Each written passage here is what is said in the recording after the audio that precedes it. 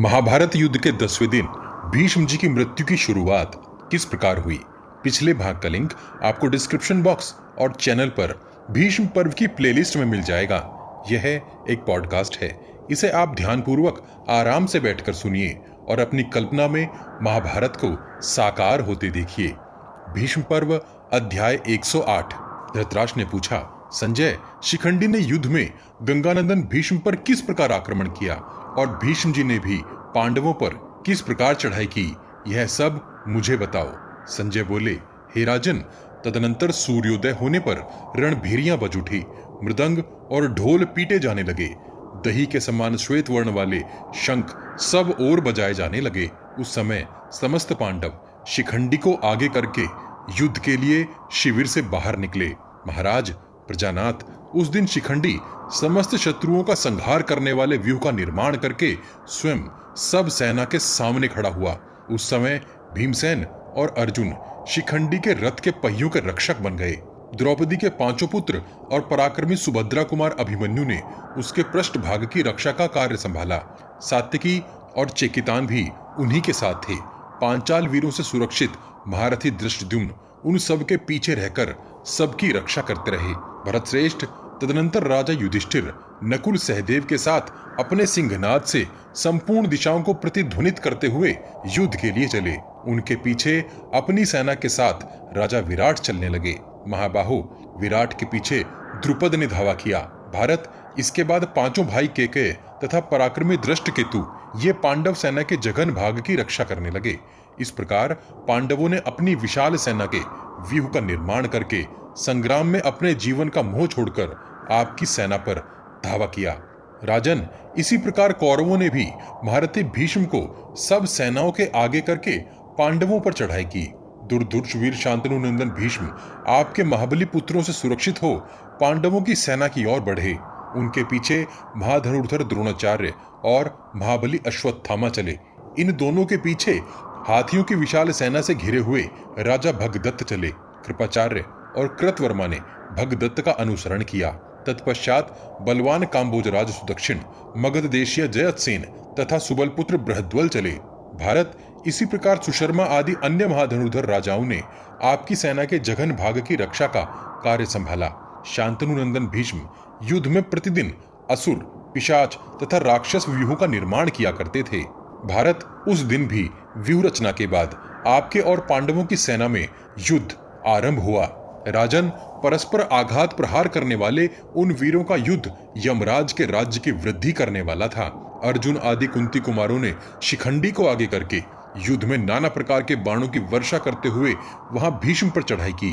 भारत, वहां भीमसेन के द्वारा बाणों से पीड़ित हुए आपके सैनिक खून से लथपथ होकर परलोकगामी होने लगे।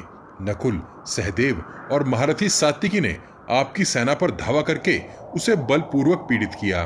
भरत श्रेष्ठ, आपके सैनिक समर भूमि में मारे जाने लगे। वे पांडवों की विशाल सेना को रोक न सके। उन महारथी वीरों द्वारा सब ओर से मारी और खदेड़ी जाती हुई आपकी सेना सब दिशाओं में भाग खड़ी हुई। भरत श्रेष्ठ, पांडवों और श्रेंजों के तीखे बाणों से घायल होने वाले आपके सैनिकों को कोई रक्षक नहीं मिलता था। धृतराष्ट्र ने पूछा, संजय, कुंती कुमारों के द्वारा अपनी सेना को पीड़ित हुई देख युद्ध में क्रुद्ध हुए पराक्रमी भीष्म ने क्या किया, यह मुझे बताओ। अनग, शत्रुओं को संताप देने वाले वीरवर भीष्म ने युद्ध स्थल में सोमकों का संहार करते हुए उस समय पांडवों पर किस प्रकार आक्रमण किया, वह सब भी मुझे बताओ। संजय बोले, हे राजन, पांडव तथा श्रेंजों द्वारा आपके पुत्र की सेना के पीड़ित होने पर आपके ताऊ भीष्म ने जो कुछ किया था वह सब आपको बता रहा हूं। हे पांडु के बड़े भाई, शूरवीर पांडव मन में हर्ष और उत्साह भरकर आपके पुत्र की सेना का संहार करते हुए आगे बढ़े। नरेंद्र, उस समय मनुष्यों, हाथियों और घोड़ों के उस विनाश को, रण क्षेत्र में शत्रुओं द्वारा किए जाने वाली अपनी सेना के संहार को भीष्म जी नहीं सह सके। वे महाधनुर्धर दुर्धर्ष वीर भीष्म अपने जीवन का मोह छोड़कर पांडवों, पांचालों तथा श्रेंजों पर तीखे नाराज, वत्सदंत और अमांगलिक आदि बाणों की वर्षा करने लगे। राजन, वे अस्त्र शस्त्र लेकर पांडव पक्ष के 5 श्रेष्ठ महारथियों का रण क्षेत्र में बाणों द्वारा यत्न पूर्वक निवारण करने लगे। उन्होंने बल और क्रोध से चलाए हुए नाना प्रकार के अस्त्र शस्त्रों की वर्षा द्वारा समरांगण में उन 5 महारथियों को मार डाला और कुपित होकर असंख्य हाथी घोड़ों का भी संहार कर डाला। राजन, पुरुष श्रेष्ठ भीष्म ने कितने ही रथियों को रथों से, घुड़सवारों को घोड़ों की पीठों से, शत्रुओं पर विजय पाने वाले हाथी सवारों को हाथियों से तथा सामने आए हुए पैदल सिपाहियों को भी मार गिराया। समर भूमि में फुर्ती दिखाने वाले एकमात्र महारथी भीष्म पर समस्त पांडवों ने उसी प्रकार धावा किया जैसे असुर वज्रधारी इंद्र पर आक्रमण करते हैं। भीष्म इंद्र के वज्र के समान दुस्सह स्पर्श वाले पैने बाणों की वर्षा कर रहे थे और संपूर्ण दिशाओं में भयंकर स्वरूप धारण किए दिखाई देते थे। संग्राम भूमि में युद्ध करते हुए भीष्म का इंद्रधनुष के समान विशाल धनुष सदा मंडलाकार ही दिखाई देता था। प्रजानाथ, रण क्षेत्र में आपके पुत्र पितामह के उस कर्म को देखकर अत्यंत आश्चर्य में पड़ गए और उनकी भूरी भूरी प्रशंसा करने लगे। उस समय कुंती के पुत्र खिन्न चित्त होकर रण क्षेत्र में युद्ध करते हुए आपके ताऊ शूरवीर भीष्म की ओर उसी प्रकार देखने लगे जैसे देवता विप्रचित्त नामक दानव को देखते हैं। वे मुंह फैलाए हुए काल के समान भीष्म को रोक न सके। 10वां दिन आने पर भीष्म जैसे दावाग्नि वन को जला देती है, उसी प्रकार शिखंडी की रथ सेना को तीखे बाणों की आग में भस्म करने लगे। तब शिखंडी ने 3 बाणों से भीष्म की छाती में प्रहार किया। उस समय वे काल प्रेरित मृत्यु तथा क्रोध में भरे हुए विषधर सर्प के समान जान पड़ते थे। शिखंडी के द्वारा अत्यंत घायल हो भीष्म उसकी ओर देखकर अत्यंत कुपित हो बिना इच्छा के हंसते हुए इस प्रकार बोले, अरे तू इच्छानुसार प्रहार कर या न कर, मैं तेरे साथ किसी तरह युद्ध नहीं करूंगा। विधाता ने जिस रूप में तुझे उत्पन्न किया था तू वही शिखंडिनी है। उसकी यह बात सुनकर शिखंडी क्रोध से मूर्छित सा हो गया और अपने मुंह के कोनों को चाटता हुआ भीष्म से इस प्रकार बोला, क्षत्रियों का विनाश करने वाले महाबाहु भीष्म, मैं भी आपको जानता हूं। मैंने सुना है कि आपने जमदग्नि नंदन परशुराम जी के साथ युद्ध किया था। आपका यह दिव्य प्रभाव बहुत बार मेरे सुनने में आया है। आपके उस प्रभाव को जानकर भी मैं आज आपके साथ युद्ध करूंगा। नरश्रेष्ठ, पुरुष प्रवर, आज पांडवों का और अपना भी प्रिय करने के लिए रण क्षेत्र में खूब डटकर आपका सामना करूंगा। मैं आपके सामने सत्य की शपथ खाकर कहता हूं कि आज आपको निश्चित ही मार डालूंगा। मेरी यह बात सुनकर आपको जो कुछ करना हो वह कीजिए। युद्ध विजयी भीष्म जी, आप मुझ पर इच्छानुसार प्रहार कीजिए या न कीजिए, परंतु आज आप मेरे हाथ से जीवित नहीं छूट सकेंगे। अब इस संसार को अच्छी तरह देख लीजिए। संजय बोले, राजन, ऐसा कहकर शिखंडी ने जिन्हें पहले वचन रूपी बाणों से पीड़ित किया था उन्हीं भीष्म को झुकी हुई गांठ वाले 5 सायकों द्वारा घायल कर दिया। उसके उस कथन को सुनकर महारथी सव्यसाची अर्जुन ने यह सोचकर कि यही इसके उत्साह बढ़ाने का अवसर है, शिखंडी से इस प्रकार कहा।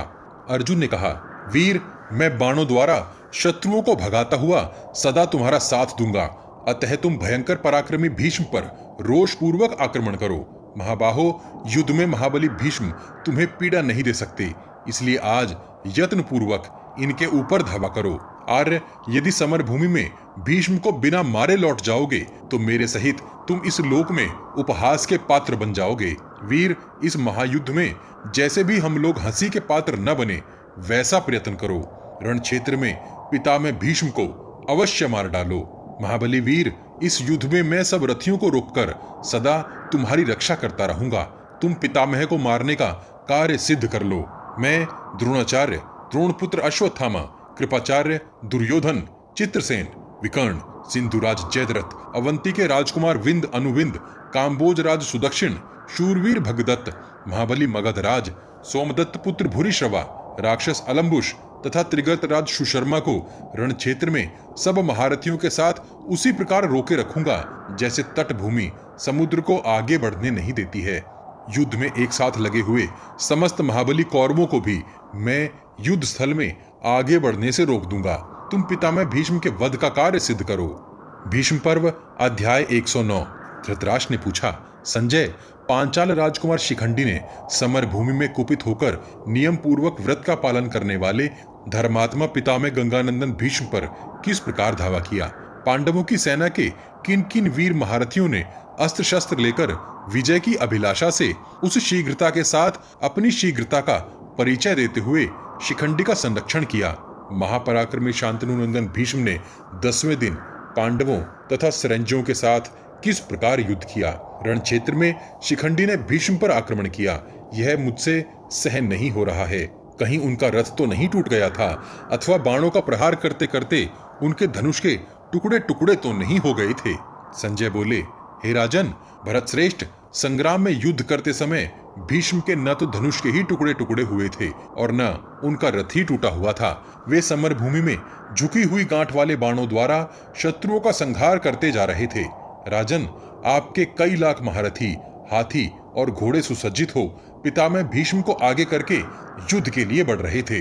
कुरुनंदन युद्ध विजयी भीष्म अपनी प्रतिज्ञा के अनुसार रण क्षेत्र में कुंती कुमारों का निरंतर संहार कर रहे थे। बाणों द्वारा शत्रुओं को मारते हुए युद्ध परायण महाधनुर्धर भीष्म को पांडवों सहित सारे पांचाल योद्धा भी आगे बढ़ने से रोक न सके। 10वें दिन शत्रु की सेना पर भीष्म के द्वारा सैकड़ों और हजारों पैने बाणों की वर्षा की जाने लगी, परंतु पांडव इसे रोक न सके। पांडु के ज्येष्ठ भ्राता धृतराष्ट्र पाशधारी यमराज के समान महाधनुर्धर भीष्म को युद्ध में जीतने के लिए पांडव कभी समर्थ न हो सके। महाराज, तदनंतर किसी से परास्त न होने वाले और बाएं हाथ से भी बाण चलाने में समर्थ धनंजय अर्जुन समस्त रथियों को भयभीत करते हुए उनके निकट आए। वे कुंती कुमार सिंह के समान उच्च स्वर से गर्जना करते हुए बारंबार अपने धनुष की डोर खींचने और बाण समूहों की वर्षा करते हुए रण क्षेत्र में काल के समान विचरते थे। राजन, भरतश्रेष्ठ जैसे सिंह के शब्द से अत्यंत भयभीत होकर मृग भाग जाते हैं, उसी प्रकार अर्जुन के सिंहनाद से संत्रस्त हुए आपके सैनिक महान भय के कारण भागने लगे। पांडुनंदन अर्जुन को जीतने और आपकी सेना को पीड़ित होती देख दुर्योधन अत्यंत पीड़ित होकर भीष्म से बोला। दुर्योधन बोला, तात, ये श्वेत घोड़ों वाले पांडुपुत्र अर्जुन, जिनके सारथी श्री कृष्ण हैं, मेरे सारे सैनिकों को उसी प्रकार दग्ध करते हैं जैसे दावानल वन को। योद्धाओं में श्रेष्ठ गंगानंदन, देखिए मेरी सेनाएं सब ओर भाग रही हैं और अर्जुन युद्ध स्थल में खड़े हो उन्हें खदेड़ रहे हैं। शत्रुओं को संताप देने वाले पितामह जैसे चरवाहा जंगल के पशुओं को हाँकता है, उसी प्रकार मेरी यह सेना अर्जुन के द्वारा हाँकी जा रही है। धनंजय के बाणों से आहत हो व्यूह भंग करके इधर उधर भागने वाली मेरी सेना को ये दुर्धर्ष वीर भीमसेन भी पीछे से खदेड़ रहे हैं। सात्यकी, चेकितान, पांडु और माद्री के पुत्र नकुल, सहदेव और पराक्रमी अभिमन्यु भी मेरी सेना को भगा रहे हैं। धृष्टद्युम्न तथा शूरवीर राक्षस घटोत्कच ने भी सहसा इस महासमर में आकर मेरी सेना को मार भगाया है। भारत, इन सब महारथियों द्वारा मारी जाती हुई अपनी सेना को मैं युद्ध में ठहराने के लिए आपके सिवा दूसरा कोई आश्रय नहीं देखता। देवतुल्य पराक्रमी पुरुष सिंह केवल आप ही उसकी रक्षा में समर्थ हैं, अतः हम पीड़ितों के लिए आप शीघ्र ही आश्रय दाता होइए। संजय बोले, हे राजन, महाराज, दुर्योधन के ऐसा कहने पर आपके ताऊ शांतनु नंदन देवव्रत ने 2 घड़ी तक कुछ चिंतन करने के पश्चात अपना एक निश्चय करके आपके पुत्र दुर्योधन को सांत्वना देते हुए इस प्रकार कहा। भीष्म ने कहा, प्रजनाथ दुर्योधन, सुस्थिर होकर इधर ध्यान दो। महाबली नरेश, पूर्व काल में मैंने तुम्हारे लिए यह प्रतिज्ञा की थी कि 10,000 महामनस्वी क्षत्रियों का वध करके ही मुझे संग्राम भूमि से हटना होगा और यह मेरा दैनिक कर्म होगा। भरतश्रेष्ठ, जैसा मैंने कहा था वैसा अब तक करता आया हूँ। महाबली वीर, आज भी मैं महान कर्म करूंगा। या तो आज मैं ही मरा जाकर रणभूमि में सो जाऊंगा या पांडवों का ही संहार करूंगा। पुरुष सिंह नरेश, तुम स्वामी हो, मुझ पर तुम्हारे अन्न का ऋण है। आज युद्ध के मुहाने पर मारा जाकर मैं तुम्हारे उस ऋण को उतार दूंगा। भरतश्रेष्ठ, ऐसा कहकर दुर्धर्ष वीर भीष्म ने क्षत्रियों पर अपने बाणों की वर्षा करते हुए पांडवों की सेना पर आक्रमण किया। सेना के मध्य भाग में स्थित हुए विषधर सर्प के समान कुपित भीष्म को पांडव सैनिक रोकने लगे, किंतु राजन कुरुनंदन, 10वें दिन भीष्म ने अपनी शक्ति का परिचय देते हुए लाखों पांडव सैनिकों का संहार कर डाला। जैसे सूर्य अपनी किरणों द्वारा धरती का जल सोख लेते हैं, उसी प्रकार भीष्म जी ने पांचालों में जो श्रेष्ठ महारथी राजकुमार थे उन सबके तेज हर लिए। महाराज, सवारों सहित 10,000 वेगशाली हाथियों उतने ही घोड़ों और घुड़सवारों तथा 2 लाख पैदल सैनिकों को नरश्रेष्ठ भीष्म ने रणभूमि में धूम रहित अग्नि की भांति फूंक डाला। उत्तरायण का आश्रय लेकर तपते हुए सूर्य की भांति प्रतापी भीष्म की ओर पांडवों में से कोई देखने में समर्थ न हो सके। महाधनुर्धर भीष्म के बाणों से पीड़ित हो अत्यंत क्रोध में भरे हुए पांडव तथा संजय महारथी भीष्म के वध के लिए उन पर टूट पड़े। बहुत से योद्धाओं के साथ अकेले युद्ध करते हुए शांतनु नंदन भीष्म उस समय बाणों से आच्छादित हो मेघों के समूह से आवृत हुए महान पर्वत मेरु की भांति शोभा पा रहे थे। राजन, आपके पुत्रों ने विशाल सेना के साथ आकर गंगानंदन भीष्म को सब ओर से घेर लिया। तत्पश्चात वहां विकट युद्ध होने लगा। भीष्म पर्व का अध्याय 108 और 109 यहीं समाप्त होता है। अगले अध्याय में जानेंगे कि 10वें दिन के युद्ध में किस प्रकार अर्जुन ने शिखंडी को भीष्म का वध करने के लिए आगे कैसे उत्साहित किया। इस विशाल ग्रंथ महाभारत को शीघ्रता से समेटने के लिए हम ग्राफिक्स के साथ पॉडकास्ट का सहारा भी ले रहे हैं, ताकि आप तक कुछ जल्दी से महाभारत का सही रूप पहुंचाया जा सके। आपको हमारा प्रयास कैसा लग रहा है, कृपया कमेंट बॉक्स में कमेंट करके हमें जरूर बताइए। पिछले सभी भाग आपको हमारे चैनल के पेज पर और इस वीडियो के डिस्क्रिप्शन बॉक्स में भी मिल जाएंगे। हम हर सीरीज की एक प्लेलिस्ट भी बनाते हैं। उम्मीद है आप हमारी वीडियोस अपने उन दोस्तों को शेयर जरूर करते होंगे जो महाभारत का सही रूप समझना और जानना चाहते हैं। आपके हर शेयर से हमारा मनोबल बढ़ता है। अपने प्रियजनों तक यह ज्ञान पहुंचाने के लिए वॉच गॉड चैनल को सब्सक्राइब और शेयर करना मत भूलिए। सब्सक्राइब बटन के बगल में बनी छोटी सी घंटी भी बजा दीजिए। जय श्री कृष्ण। हर हर महादेव।